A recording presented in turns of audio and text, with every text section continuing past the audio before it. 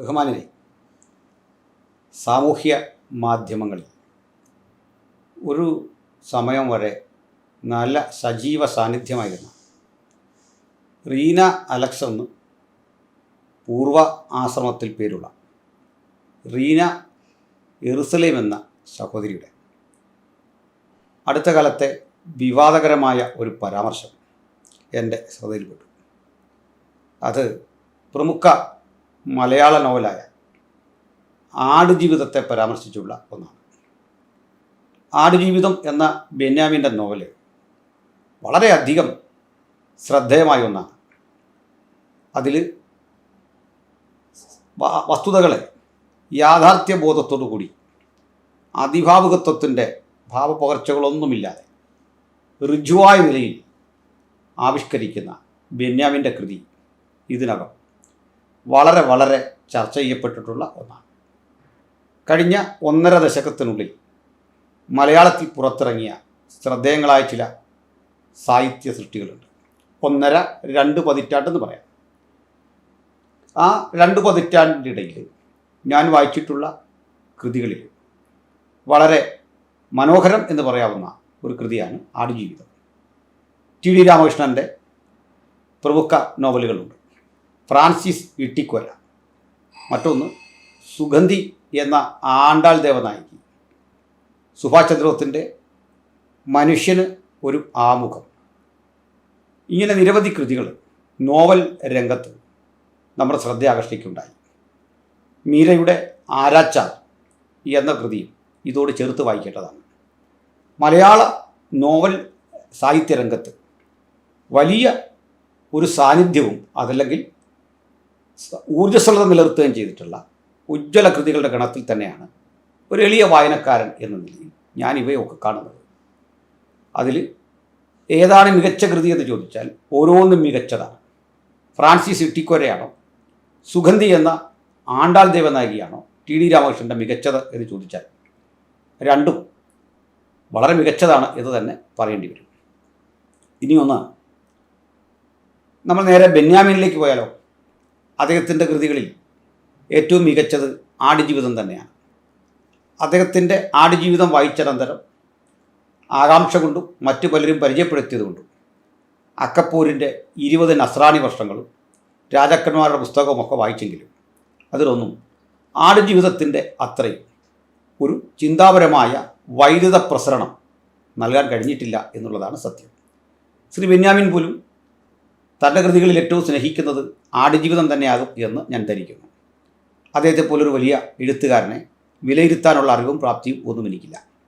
എന്നാൽ എൻ്റെ ഈ നിരീക്ഷണം ഒരു ആസ്വാദകൻ എന്ന നിലയിൽ മാത്രമാണ്.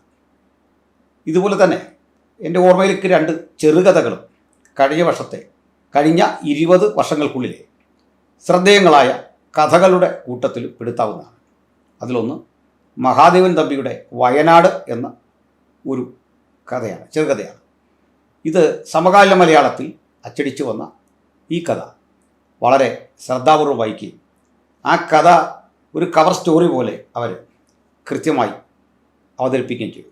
തമ്പി എന്ന ഒരു പത്രപ്രവർത്തകൻ കടഭാരം കൊണ്ട് ബുദ്ധിമുട്ടി ജീവനിരാശകൾ കടിമപ്പെടുന്ന ഒരു മനുഷ്യൻ്റെ ആത്മഹത്യ സംബന്ധിയായ വിഷയത്തെക്കുറിച്ച് എഴുതുന്ന മനോഹരമായ കഥയാണത്. ഇനി മറ്റൊന്ന്, ഇതേപോലെ പൊതുനിരയിലേറെ ശ്രദ്ധേയനായ സന്തോഷ് ഏച്ചിക്കാനത്തിൻ്റെ കൊമാല എന്ന കഥയും ഇരുത്തി ചിന്തിപ്പിക്കേണ്ട ഒന്നാണ്. അപ്പോൾ കൊമാലയും അതുപോലെ തന്നെ വയനാടുമാണ് ചെറുകഥകളിൽ അടുത്ത കാലത്ത് 20 വർഷത്തിനുള്ളിൽ എൻ്റെ വായനയിൽ ഏറെ ഉന്മേഷം പകരുന്നത്. ആധുനികതയ്ക്ക് തുടക്കം കുറിച്ച ഖസാക്കിൻ്റെ ഇതിഹാസം ഉൾപ്പെടെയുള്ള ആ കൃതികളുടെ നിരയിൽ അല്ലെങ്കിൽ ആധുനികമായ ആ സങ്കല്പങ്ങളെ വളരെ തന്മയത്വത്തോടെ ഒതുക്കത്തോടെ ചിട്ടയോടെ അവതരിപ്പിക്കാൻ ഈ എഴുത്തുകാർക്കൊക്കെ സാധിച്ചിട്ടുണ്ട് എന്നത് വളരെ മലയാള സാഹിത്യത്തിൻ്റെ നിലവാരം ഭദ്രമാണ് എന്ന് നമ്മളെ തോന്നിപ്പിക്കുന്ന വസ്തുതയാണ്. ഇനി പ്രസക്തമായ വിഷയത്തിലേക്ക് വരാം. ഈ ആടുജീവിതം അനവധി വിമർശനങ്ങൾ ഇപ്പോൾ നേരിടുകയാണ്. അതിൽ നജീബിനെപ്പറ്റി, ഷുക്കൂറിനെപ്പറ്റി, പല കഥാപാത്രങ്ങളുണ്ട്, കുഞ്ഞിക്കയെപ്പറ്റി ഒക്കെയുള്ള ചർച്ചകൾ നടക്കുകയാണ്, അർബാബിനെ പറ്റിയൊക്കെ. സത്യത്തിൽ ഒരു കഥ വായിക്കുമ്പോൾ മനസ്സിലാക്കേണ്ടത് ഇത് നജീബ് എന്ന മനുഷ്യൻ്റെ ജീവചരിത്രം അപ്പാടെ എഴുതുകയല്ല. നജീബ് പറഞ്ഞു കൊടുത്ത കഥകൾ അതേപടി പകർത്തേണ്ട ബാധ്യത ഈ എഴുത്തുകാരനില്ല. എഴുത്തുകാരൻ തന്നിലൂടെ ഒരു നജീബിനെ പുനർസൃഷ്ടിച്ചാലോ അല്ലെങ്കിൽ നജീബിലേക്ക് എഴുത്തുകാരൻ വളരുകയോ ചുരുങ്ങുകയോ ഒക്കെ ചെയ്യുന്ന ഉജ്ജ്വലമായ ചില കൈയടക്കങ്ങൾ കഥയിൽ പ്രയോഗിക്കേണ്ടി വരും. ഭാവനാസമ്പന്നമായ സർഗാത്മകമായ ആ ബോധത്തിലൂടെ നമ്മൾ യാത്ര ചെയ്യുമ്പോൾ യഥാർത്ഥ നജീബ് അനുഭവിച്ചതിലേറെ ദുരിതം ഓരോ വായനക്കാരനെയും അനുഭവിപ്പിക്കാൻ കഴിയുന്നതാണ് എഴുത്തുകാരൻ്റെ കഴിവ് എന്ന് മനസ്സിലാക്കണം. ഒരു കഥയിലൊരു വില്ലനുണ്ടെന്ന് വിചാരിക്കുക. ആ വില്ലനോട് നിങ്ങൾക്ക് വെറുപ്പ് തോന്നുന്നെങ്കിൽ കഥാകൃത്തിൻ്റെ വിജയമാണ്. ആ കഥയിലൊരു നായകനുണ്ടെങ്കിൽ ആ നായകനെ നിങ്ങൾ പരിണയിക്കുന്നത്, അദ്ദേഹത്തെ സ്നേഹിക്കുന്നത്, അദ്ദേഹത്തോട് നിങ്ങൾക്ക് താല്പര്യം വരുന്നത് ആ എഴുത്തുകാരൻ്റെ കഴിവ് തന്നെയാണ്.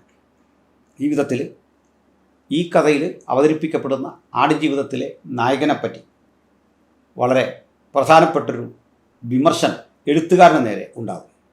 അത് ഈ നജീബിൻ്റെ സ്വകാര്യതകളെ അതിർവിട്ട് എഴുതാൻ ശ്രമിച്ചു എന്നതാണ്. അവിടെ നജീബിന് സ്വകാര്യത എന്നൊന്നില്ല, ആ കഥയിലില്ല. കാരണം അത് കഥാകൃത്തിൻ്റെ വിഷയമല്ല, അല്ലെങ്കിൽ എഴുത്തുകാരൻ്റെ വിഷയമല്ല. അവിടെ എൻ്റെയും നിങ്ങളുടെയും ഒക്കെ സ്വകാര്യതകളെക്കുറിച്ചുകൂടി അനാവരണം ചെയ്യാനുള്ള അധികാരമാണ് നോവലിസ്റ്റിനുള്ളത്. നോവലിസ്റ്റിന് മറയില്ല.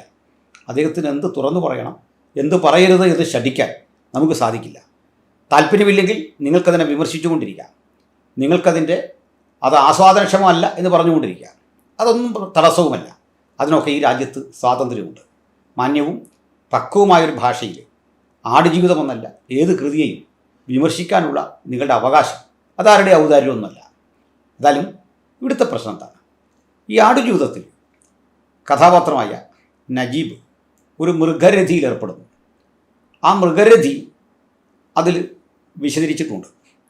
ഈ മൃഗരഥി മറ്റ് പല കൃതികളിലും വന്നിട്ടുണ്ട്. ശവരഥി വന്നിട്ടുണ്ട്. ധർമ്മപുരാണമൊക്കെ വായിച്ചാൽ ഇത്തരം ആളുകൾ എന്താണ് പറയുക? ഇത് മനുഷ്യ ജീവിതത്തിലെ വികൃതമായ ലൈംഗിക ബോധത്തിൻ്റെ ഒരാവിഷ്കാരമാണ് സാധാരണഗതിയിൽ സംഭവിക്കുക. എന്നാൽ നജീബിനെ സംബന്ധിച്ചിടത്തോളം ഇതൊരു പെർവേർട്ടഡ് സെക്സിനെ കുറിച്ച് ഉള്ളൊരാകുലതയല്ല. അയാൾ തൻ്റെ മുമ്പിൽ അന്നനുഭവിക്കുന്ന കടുത്ത മനോസംഘർഷങ്ങൾക്കിടയിൽ ഒരയവ് കിട്ടാൻ തൻ്റെ കുടുംബത്തെ, ഭാര്യയെ, തൻ്റെ നഷ്ടബോധങ്ങളെയൊക്കെ ഒന്ന് തിരിച്ചു പിടിക്കാൻ ആഗ്രഹിക്കുന്ന കഥാപാത്രം. ഞാനിവിടെ ജീവിച്ചിരിക്കുന്ന നജീബിനെ കുറിച്ചല്ല എൻ്റെ അഭിപ്രായം, മറിച്ച് ബെന്യാമിൻ സൃഷ്ടിച്ച നജീബിൽ ആകുലതകളുണ്ട്, വേദനകളുണ്ട്, ഉത്കണ്ഠകൾ. അതിൻ്റെ ഒരു വലിയ കടലാണ് ആ മനുഷ്യൻ്റെ ഹൃദയം. അപ്പോൾ അദ്ദേഹം പതുക്കെ ആ പരിസ്ഥിതിയോട് പൊരുത്തപ്പെടുകയും തൻ്റെ മുമ്പിൽ തൻ്റെ പൂർവ്വസൂരിയായിരുന്ന ആ ഭീകരരൂപി അദ്ദേഹം ഇട്ടെറിഞ്ഞിട്ട് പോയ, അല്ലെങ്കിൽ ഇദ്ദേഹം അവശേഷിപ്പിച്ചു പോയ ഉടുപ്പും മുഷിഞ്ഞ വസ്ത്രങ്ങളും വടിയുമൊക്കെ കരുതിക്കൊണ്ട് ആ സ്ഥാനത്തേക്ക് വരികയും അദ്ദേഹത്തിൻ്റെ ശവശരീരം ഒരു മണലിൽ നിന്ന് വെട്ടിത്തിളങ്ങുന്ന എന്തോ ഒന്ന് കണ്ട് തുറന്നു നോക്കുമ്പോൾ, അത് മണ്ണ് മാറ്റി നോക്കുമ്പോൾ അവിടെ കാണാൻ കഴിയുന്നത് തനിക്ക് മുമ്പേ ഈ ജോലി ചെയ്ത ഭീകരരൂപി എന്ന് ഇദ്ദേഹം പേരിട്ട ആ മനുഷ്യൻ്റെ പാൻറ്റിൽ കെട്ടിയിട്ടുള്ള ബെൽറ്റാണ്. ആ ബെൽറ്റിൻ്റെ ബക്കിളിൻ്റെ തിളക്കമാണ്. പൊക്കി നോക്കുമ്പോൾ ഒരു മൃതശരീരമാണ്. താനും ഇവിടെ ഒരു ദിവസം മരിച്ചടങ്ങും എന്നൊക്കെ ഉണ്ടായിട്ടും ഈ മണ്ണിലാണ് തൻ്റെ അന്ത്യം എന്നൊക്കെ ചിന്തിച്ചിട്ടും എവിടെയോ ഒരു ചെറിയ പ്രതീക്ഷ. ഇതാണ് മിസ്റ്റിക്കലായ കഥയിൽ അവതരിപ്പിക്കാൻ പറ്റുന്ന മിസ്റ്റിസിസം എന്നൊക്കെ നമ്മൾ പറയുന്ന തരത്തിലെ നിഗൂഢതകൾ എഴുത്തുകാരൻ സൂക്ഷിച്ചു വെച്ചിരിക്കുന്നത്. ആ നിഗൂഢതകളില്ലെങ്കിൽ കഥയ്ക്ക്, വായനയ്ക്ക് സുഖമില്ല. അത് നമ്മുടെ ജീവിതവുമായി പൊരുത്തപ്പെടില്ല. അതിലൊക്കെ ബെന്യാമിൻ നന്നായി വിജയിക്കുന്നതാണ് കാണുന്നത്. എന്നാൽ ഇതുപോലെയാണ് തൻ്റെ ജീവിതം എന്ന് ധരിച്ചിട്ട് പ്രതീക്ഷയുടെ, ആശയുടെ അപ്രതീക്ഷിതങ്ങളായ ചില കണ്ടുമുട്ടലുകൾ, ചില ഇടപെടലുകൾ ആ കഥാപാത്രത്തിലുണ്ടാകും. അയാൾക്ക് ഒരിക്കലും ഇനി ജീവിതം തിരിച്ചു പിടിക്കാനാവില്ലെന്നും നാടും നഗരവും ശുദ്ധവായുവും ഇവിടെയുള്ള മനുഷ്യരെയും മലയാള രുചികളും അറിവുകളും ഒക്കെ അന്യമായി തീർന്നുകൊണ്ട് മരുഭൂമിയിൽ ഈ മണലാരണ്യത്തിൻ്റെ, ആ മണൽക്കാടിൻ്റെ ഒറ്റപ്പെടലുകളിൽ ആടുകൾക്കൊപ്പമാണ് തൻ്റെ ജീവിതമെന്നും അയാൾ തിരിച്ചറിഞ്ഞു അവിടെ കഴിയുകയാണ്. എന്നാൽ കാലം അദ്ദേഹത്തെ മാറ്റി, പരിസ്ഥിതികൾ അദ്ദേഹത്തെ മാറ്റി. അദ്ദേഹം അതിനെ ഒരു സവിശേഷമായ വ്യായാമത്തിലൂടെയും മുമ്പ് ഞാൻ സൂചിപ്പിച്ച ആ നിഗൂഢമായ ഏതോ രക്ഷാകര പ്രവൃത്തിയുടെ ഭാഗമായി അതിജീവിച്ച് നാട്ടിലെത്തുന്ന കഥയാണ് നമ്മൾ കണ്ടത്. ഇവിടെ ഒന്ന് രണ്ട് പ്രശ്നങ്ങളുണ്ട്. വീനലക്ഷനെ പോലുള്ള ആളുകൾ വിമർശനം നടത്തുമ്പോൾ ഈ മലയാള സാഹിത്യത്തെപ്പറ്റിയോ കഥകളെപ്പറ്റിയോ എഴുത്ത് സങ്കേതങ്ങളെപ്പറ്റിയോ ഒരു ഏകദേശ ഗ്രാഹ്യമെങ്കിലും ഇല്ലാതെ പോകുന്നു എന്നൊരു വേദന ഞാനിവിടെ പങ്കിടുകയാണ്. അവർ യെരുസലേമിലെ വിശേഷമൊക്കെ അവതരിപ്പിക്കുന്ന ഒരു സഹോദരിയാണ്. ഇവിടെ എനിക്ക് രസകരമായി തോന്നിയ ഒരു കാര്യം, ഈ സഹോദരി 2 തവണ എന്നെ വിളിച്ചിട്ടുണ്ട്. 2 തവണയും വിളിച്ചത് യെരുസലേമിൻ്റെ ചരിത്രവുമായി ബന്ധപ്പെട്ടുള്ള ചില കാര്യങ്ങൾ പറയാൻ വേണ്ടിയാണ്.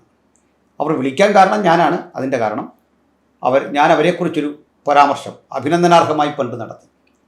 അപ്പോൾ അവരെൻ്റെ മെസ്സഞ്ചറിൽ വിളിക്കാൻ സൗകര്യമുണ്ടോ എന്നൊക്കെ ചോദിക്കുകയും വിളിക്കുകയും ചെയ്തു. ആദ്യത്തെ തവണ എനിക്ക് അവരോട് നല്ല മതിപ്പ് തോന്നി. 2ാം ഘട്ടമായപ്പോൾ ആരെയും അംഗീകരിക്കാത്ത ഒരു ധാർഷ്ട്യം, താൻ എന്തോ അറിവിൻ്റെ ഒരു വലിയ കേദാരമാണെന്നും തന്നിൽ കവിഞ്ഞ ആരും ഇല്ലെന്നും ഒക്കെയുള്ള കാര്യവും അതൊക്കെ പിന്നെ പോട്ടെ. അതിലെല്ലാം ഉപരി അവർ പറയുന്നത് പലതും നുണയാണെന്ന് കൂടി തെളിവുകളുടെ അടിസ്ഥാനത്തിൽ മനസ്സിലായപ്പോൾ ഞാൻ ആ സംഭാഷണം നീട്ടിയില്ല. അത് എൻ്റെ കാരണം ഒന്നും ഞാനിവിടെ വിശദീകരിക്കുന്നില്ല. ഏതായാലും ഞങ്ങളൊക്കെ നിരീക്ഷണം നടത്തിയതുപോലെ അവർക്ക് അധിക നാൾ അത്തരം വ്യാജം പറഞ്ഞ് മനുഷ്യർക്കിടയിൽ നിലനിൽക്കാൻ കഴിഞ്ഞില്ല. ഇപ്പോൾ അവരുടെ വീഡിയോകളൊന്നും മനുഷ്യരാരും കാണുന്നില്ല. കാരണം ഇതിൽ പാതിയും വ്യാജമാണ്. അവർ ഒരു യഹൂദ സ്ത്രീയാണ് എന്ന് തോന്നിപ്പിക്കാൻ ശുദ്ധ മലയാളിയായ ഒരു കേരളീയ ക്രൈസ്തവ വനിത യഹൂദ സ്ത്രീയാണ് എന്ന് തെളിയിക്കാൻ വേണ്ടി ഇന്ന് എൻ്റെ ബ്രദറിൻ്റെ സർക്കംസിഷനാണ്, ഇതെൻ്റെ പപ്പായാണെന്നൊക്കെ പറഞ്ഞ് ചിലതരം നാട്യങ്ങൾ അവിടെ നടത്തുന്നു. ജൂതന്മാരുടെ സംസ്കാരം, അവരുടെ ജീവിത പശ്ചാത്തലം, അവരുമായി ബന്ധപ്പെട്ട പുരാതനത്വങ്ങൾ ഇവയൊക്കെ പഠിക്കുമ്പോൾ അങ്ങനെയൊന്നും ഒരു ബാഹ്യലോകത്ത് നിൽക്കുന്ന ആളിനെ അവർ ആ രൂപത്തിലൊന്നും അങ്ങനെ പൊരുത്തപ്പെട്ടൊന്നും പോവില്ല. പിന്നെ എന്തിനാണാവോ ഒരാൾ യഹൂദ സ്ത്രീയായിട്ട് അറിയപ്പെടണം? അതിൽ കിട്ടുന്ന സുഖം എന്താണെന്ന് മനസ്സിലാവുന്നില്ല. സുരേഷ് ഗോപി പറഞ്ഞ പോലെ അടുത്ത ജന്മത്തിൽ ശൂദ്രനായ തനിക്ക് ജനിക്കാൻ കഴിയണമെങ്കിൽ അത് തന്ത്രിയായിട്ട് ജനിക്കണം എന്ന് അദ്ദേഹം പറയുന്നത് കേട്ടു. അദ്ദേഹത്തിനറിയാം താനൊരു ശൂദ്രനാണ്, ജീവിതത്തിൽ അത്ര ശ്രമിച്ചാലും ഈ അയ്യപ്പബിംബത്തെ തൊടാനൊന്നും കഴിയില്ല എന്നുള്ളത്. എന്നിരുന്നാലും തൻ്റെ ആഗ്രഹം അയ്യപ്പബിംബത്തെ തൊടാൻ വേണ്ടിയുള്ള വഴി പറയുകയാണ്, എനിക്കൊന്ന് ബ്രാഹ്മണാകണം, തന്ത്രിയാകണം എന്നൊക്കെയുള്ള നിലയിലാണ്. ഇതുപോലെ തന്നെയാണ് ഈന അലക്സിന് എങ്ങനെയെങ്കിലും ഒരു യഹൂദ സ്ത്രീയാകണം, താൻ യഹൂദയാണ് എന്ന് പറഞ്ഞുകൊണ്ടിരിക്കണം. മാത്രമല്ല ആ സംസ്കാരത്തോട് ഇടപഴകി അങ്ങനെ ജീവിക്കണം. അതൊക്കെ അവരുടെ സ്വാതന്ത്ര്യമാണ്. പക്ഷേ ഞാൻ അവരുടെ സ്വകാര്യതകളല്ല വിമർശിച്ചത്. അവരുടെ പബ്ലിക് ഒപ്പീനിയൻസ് അത് തീർച്ചയായിട്ടും മ്ലേച്ഛവും മോശവുമായ വിധത്തിലാണെന്ന് പറയാതെ വയ്യ. ഏറ്റവും ഒടുവിൽ ഈ ആടുജീവിതം ഇവർ വായിച്ചോന്നൊന്നും എനിക്കറിയില്ല. ഈ സിനിമയെക്കുറിച്ച് കേട്ട അഭിപ്രായങ്ങളിൽ നിന്നൊക്കെ ആയിരിക്കാം ഈ മാന്യവനിത ഇത്തരം ഒരു അഭിപ്രായത്തിലെത്തുന്നത്. ആ നോവൽ വായിച്ചാൽ അതിൽ നമ്മളീ പറയുന്ന തരത്തിൽ ഒരു ഗുരുതരാവസ്ഥയൊന്നുമില്ല. എന്നാൽ ചിലത് ചിത്രങ്ങളാക്കിയോ ഒക്കെ കാട്ടുമ്പോൾ സ്വാഭാവികമായി നോവലിൻ്റെ തന്മയിൽ നിന്ന് അപ്രപ്പാളിയിലേക്കുള്ള ആ പരിവർത്തനത്തിൽ അതിൻ്റേതായ ചില ചേരുവകളുണ്ടാകും. അതിനെയും വിമർശിക്കാൻ പറ്റൊന്നുമില്ല. പക്ഷേ ആ വിമർശനത്തിൻ്റെ ഭാഷ മാന്യമായിരിക്കണം. അവിടെ നജീബ് എന്ന മനുഷ്യനെ കുറിച്ച് അദ്ദേഹം പരിഗണന അർഹിക്കുന്നു നമ്മളുടെ. കാരണം നജീബ് എന്ന കഥാപാത്രത്തിന് പുറത്ത് നജീബ് എന്നൊരു യാഥാർത്ഥ്യം ജീവിച്ചിരിക്കുന്നു. അപ്പോൾ അദ്ദേഹം നമ്മുടെ സ്നേഹവും പരിഗണനയും ഒക്കെ അർഹിക്കുന്നു. ഭാഷയറിയാത്ത, തൻ്റെ രുചികളുമായി, നിറങ്ങളുമായി, അനുഭവങ്ങളുമായി ബന്ധമില്ലാത്ത ഒരു സ്ഥലത്ത് ഒറ്റപ്പെട്ടു പോകുന്ന ഒരു മനുഷ്യൻ്റെ ഏറ്റവും വേദനാജനകമായ അവസ്ഥ, അത് അനുഭവിച്ചവനെ മനസ്സിലാകൂ അതിൻ്റെ ആഴം അത്ര വലുതാണ്. അതിനിടയിൽ ഇനി അദ്ദേഹം മൃഗരതി ചെയ്താലും അല്ല തൻ്റെ ലൈംഗികമായ താല്പര്യത്തിനും ശമനങ്ങൾക്കും വേണ്ടി മറ്റേതെങ്കിലും വഴികൾ തിരഞ്ഞെടുത്താലും അദ്ദേഹം സന്യാസിയോ ഭക്തനോ ഒന്നുമല്ല എന്നോർത്തിരിക്കണം. സഹോദരി റീന വിശ്വസിക്കുന്ന ജീവിത വഴികളിലൂടെയോ ആ തത്വസംഹിത സ്വീകരിക്കുന്ന ആളോ അല്ല. അദ്ദേഹം ഏത് തത്വത്തിൻ്റെയും വക്താവായിക്കൊള്ളട്ടെ, അയാൾക്ക് അയാളുടെ സ്വാതന്ത്ര്യമുണ്ട്, അയാളുടെ സ്വകാര്യതകളുണ്ട്. അതിനെ ബഹുമാനിക്കാത്ത വിധത്തിൽ ഒരു അഭിപ്രായ പ്രകടനം നടത്തിയിട്ട് ഈ മൃഗരതി അദ്ദേഹം ചെയ്യാൻ കാരണം ഇങ്ങനെ ഇസ്ലാമി പ്രവാചകനായ മുഹമ്മദിൽ നിന്ന് പ്രചോദനം ഉൾക്കൊണ്ടാണെന്നും മുഹമ്മദ് ഒട്ടകരതി നടത്തി എന്നുമൊക്കെയാണ് അവർ വാദിക്കുന്നത്. അങ്ങനെയെങ്കിൽ ഒരു കാര്യം പറയേണ്ടി വരും. ഈ മൃഗരതി ഒരു പെർവേർട്ടഡ് ആയിട്ടുള്ള അല്ലെങ്കിൽ വൈകൃതമായ ഒരു ലൈംഗിക ബോധമാണ്. അത് ചെയ്യുന്ന ഒത്തിരി മനുഷ്യരുണ്ട് സമൂഹത്തിൽ. ബൈബിളിലെ ലേവ്യ പുസ്തകത്തിലൊക്കെ ഇത് ചെയ്യുന്ന മനുഷ്യരെ പറ്റിയുള്ള വിവരണങ്ങൾ എഴുതിയിട്ടുണ്ട്. അപ്പോൾ ഇത് അത്തരം മനുഷ്യർ മുഹമ്മദിന് മുമ്പുമുണ്ട് പിമ്പുമുണ്ട്, എല്ലാ മേഖലകളിലും എല്ലാ ഇടങ്ങളിലുമുണ്ട്. ഇത്തരം വൈകൃത ബോധം ഏതെങ്കിലും വ്യക്തിയുടെയോ മതത്തിൻ്റെയോ ഒന്നും സംഭാവനയല്ല. അങ്ങനെ ചുരുക്കി കാണാനും പാടില്ല. ഞാൻ മുഹമ്മദിൻ്റെയോ അല്ലെങ്കിൽ ഇസ്ലാമിൻ്റെയോ സംരക്ഷകനല്ലെന്ന് മാത്രമല്ല, അത്യാവശ്യം അതിൻ്റെ വിമർശകൻ കൂടിയാണ്. ഒരിക്കലും മുഹമ്മദ് എന്നെ പ്രചോദിപ്പിച്ച ഒരാളോ എന്നെ സ്വാധീനിച്ച ആളോ ഒന്നുമല്ല. എനിക്ക് ആ മുഹമ്മദിനെക്കുറിച്ചുള്ള നിരീക്ഷണങ്ങൾ ഇതിനു മുമ്പ് പറഞ്ഞിട്ടുണ്ട്. ഈ വീഡിയോയിൽ അത് പ്രസക്തമല്ല. ഇനി എന്തുമാകട്ടെ, വളരെ വൾഗറായൊരു ഭാഷയിൽ ഇത്യാദി കാര്യങ്ങൾ ആവിഷ്കരിക്കുമ്പോൾ അതിൽ ഉത്തരവാദിത്ത ബോധമില്ലാതെ പോയി എന്ന് പറയാതെ വയ്യ. ഏതായാലും അറിവില്ലാത്ത കാര്യങ്ങളിൽ അഭിപ്രായം പറയുക ഈ സഹോദരിയുടെ ഒരു വിനോദമാണ്.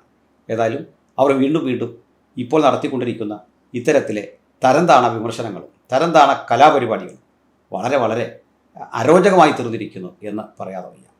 അടുത്ത കാലത്ത് ഞാൻ ഏറ്റവും വലിയ ഒരു കോമഡിയായി കണ്ടത് അവർക്ക് സ്നാനമാണ്. സ്നാനം ഒരു കോമഡിയല്ല.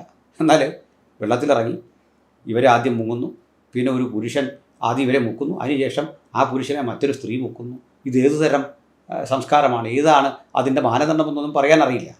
എന്നിട്ട് കരക്കേറിയുന്നൊരു വീഡിയോ എടുക്കുന്നു, എന്തൊക്കെയോ വിളിച്ചു പറയുന്നു. എന്താണ് ഇതൊക്കെ? ഇത്തരം മനുഷ്യരെ ഒക്കെ എങ്ങനെയാണ് സഹിക്കുക?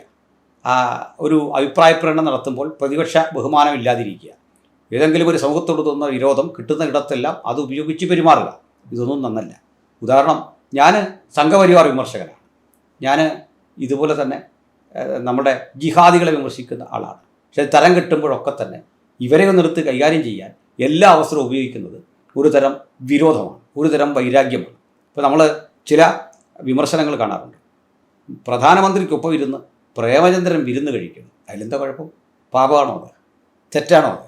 രണ്ട് വ്യത്യസ്ത രാഷ്ട്രീയ അഭിപ്രായമുള്ള മനുഷ്യർ ഒന്നിച്ചിരുന്ന് ചായ കുടിക്കുന്നതോ ഒന്നിച്ച് യാത്ര ചെയ്യുന്നതോ വിവാഹവേളയിൽ പങ്കെടുക്കുന്നതോ സൗഹൃദം പങ്കിടുന്നതോ പാപമല്ലെന്ന് മാത്രമല്ല, അതാണ് വേണ്ടത്. കാരണം നമുക്ക് പോരാട്ടങ്ങളുള്ളത്, വിയോജിപ്പുകളുള്ളത് മനുഷ്യ ശരീരങ്ങളോടല്ല, വ്യക്തികളോടല്ല, മറിച്ച് ആശയങ്ങളോടാണ്. ആശയപരമായ ആ വിരോധത്തിൻ്റെ സംഘട്ടനം അതിൻ്റെ ക്ലൈമാക്സിലൂടെ തന്നെ അങ്ങനെ സഞ്ചരിക്കുമ്പോൾ സർഗാത്മകമായ ചിന്തകൾ രൂപപ്പെടും. തെളിഞ്ഞ ആകാശത്ത് മഴവില്ലിന് പ്രസക്തിയില്ല. ഇരുണ്ട് കിടക്കട്ടെ മാനം, ഇരുണ്ട മാനത്താണ് എപ്പോഴും മഴവിൽ നിങ്ങൾക്ക് ദൃശ്യമാകുന്നത്. സംഘർഷപൂരിതമായ സംവാദ പരിസരങ്ങളിൽ നിന്നാണ് മനോഹരമായ ഇത്തരം മഴവില്ലുകൾ രൂപപ്പെടേണ്ടത്. അതിനു പകരം നിങ്ങൾ ചെയ്യാൻ ഉദ്ദേശിക്കുന്നത് പകയുടെ സുഖമില്ലാത്ത വിധത്തിലെ ആവിഷ്കാര രീതിയാണെങ്കിൽ അതിനോട് കലഹിക്കാതെ വയ്യ. രണ്ടാമത്തെ കാര്യം, ഇനി എന്തുമാകട്ടെ, ഇവിടെ നജീബ് എന്ന ഒരു മനുഷ്യൻ, ഒരു കഥാപാത്രം, അയാളെ നിങ്ങൾ പരിഗണിക്കേണ്ടിയിരുന്നു. അയാളുടെ ജീവിത ദുഃഖങ്ങൾ, കടന്നുപോയ വഴികൾ, ഇതൊക്കെ പരിഗണിക്കേണ്ടിയിരുന്നു. ഇനി അയാൾക്ക് പറയാനുള്ളത് അദ്ദേഹത്തിൻ്റെ ഭാഷയിലും രീതിയിലും പറഞ്ഞാൽ അത് വികാരത്തിൻ്റെ ഭാഷയാണ്, അത് ആവിഷ്കരിക്കാൻ പറ്റില്ല, അത് കഠിനമാണ്. ബെന്യാമിനെ പോലെ സർഗതനായ ഒരുവൻ്റെ പക്കലേക്ക് ഈ ആശയങ്ങൾ കിട്ടുന്നു. അതിന് മാനുഷികമായ പരിഗണനകളും മൂല്യങ്ങളും എല്ലാം കൊടുത്തുകൊണ്ട് അതിൽ കൃത്യമായി തന്നെ വസ്തുതകൾ ആവിഷ്കരിക്കാൻ ബെന്യാമിൻ ശ്രമിക്കുന്നു. അതുകൊണ്ട് ബെന്യാമിൻ എന്ന എഴുത്തുകാരനെ അദ്ദേഹത്തിൻ്റെ സ്വാതന്ത്ര്യത്തിന് വിടുക. ഒരിക്കലും ആ തൂലികയിൽ കടന്നു പിടിക്കാൻ നമുക്ക് അധികാരമില്ല. മറ്റൊന്ന്, ശ്രീ ബെന്യാമിൻ്റെ ചില പരിഭവങ്ങൾ കണ്ടു. അതിലൊന്ന്, ഈ കുഞ്ഞിക്ക താനാണ് എന്നൊക്കെ പറഞ്ഞ് ആരൊക്കെ വരുന്നു, അല്ലെങ്കിൽ അതിലെ കഥാപാത്രങ്ങൾ തങ്ങളാണ് എന്നൊക്കെ പറഞ്ഞു. പക്ഷെ അതും ബെന്യാമിൻ്റെ വിമർശനവും എനിക്കതിൽ താല്പര്യമായി തോന്നിയില്ല. ശ്രീ ബെന്യാമിൻ അങ്ങൊരു വലിയ മനുഷ്യനാണ്. അങ്ങയ്ക്ക് മലയാള സാഹിത്യം നൽകിയിട്ടുള്ള ഒരു ശാശ്വത പ്രതിഷ്ഠയുടെ തലമുണ്ട്. എഴുതും വരെ മാത്രമാണ് ഈ ആടുജീവിതം എന്ന കൃതി താങ്കളുടേതാകുന്നത്. എപ്പോൾ എഴുതി കഴിഞ്ഞുവോ അപ്പോൾ മുതൽ അത് താങ്കളുടേതല്ലതാകുന്നു, അത് വായനക്കാരൻ്റേതായി മാറുന്നു. വായനക്കാരൻ്റെ കരങ്ങളിലേക്ക് എത്തുമ്പോൾ വായനക്കാരൻ അതിലൂടെ ആ കഥാപാത്രങ്ങളോട് താതാത്മ്യപ്പെട്ട് അത് ഞാനാണ് എന്ന തോന്നലുളവായാൽ, ആ വ്യക്തി ഞാൻ തന്നെയാണ് എന്ന തോന്നലുളവായാൽ അതിനെ കുറ്റം പറയാനാവില്ല. അവിടെയാണ് നിങ്ങളുടെ സർഗപരമായ ആ കൈയടക്കം, അതിൻ്റെ വിജയമായി അതിനെ കണ്ട് നന്ദി പുരസ്സരം അഭിമുഖിക്കാൻ വേണ്ടത്. ഇനിയും ചർച്ച ചെയ്യട്ടെ, ഇനിയും വിചിന്തനം ചെയ്യട്ടെ. മലയാളിയേറെ ചർച്ച ചെയ്ത ഒരു കൃതിയാണ് ഖസാക്കിൻ്റെ ഇതിഹാസം. ഒരുപക്ഷെ ഖസാക്കിൻ്റെ ഇതിഹാസ ചർച്ചയ്ക്ക് ശേഷം ഏറെ ചർച്ച ചെയ്തിട്ടുള്ള ഒരു കൃതിയാണ് ഈ ആടുജീവിതം.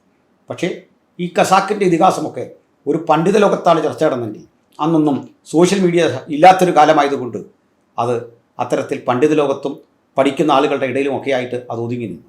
എന്നാൽ ഇന്ന് കാലമേറെ മാറി. ഏതൊരു സാധാരണ മനുഷ്യനും, എന്നെപ്പോലൊരു നിസാര മനുഷ്യനും അത്തരം കൃതികളെ വിമർശിക്കാനും വിലയിരുത്താനും പറ്റുന്ന സംവിധാനങ്ങൾ നമ്മുടെ മുമ്പിലുള്ളപ്പോൾ തീർച്ചയായും സർഗപരമായ അത്തരം വിചിന്തനങ്ങൾ, വിശകലനങ്ങൾ ആവശ്യമാണ്.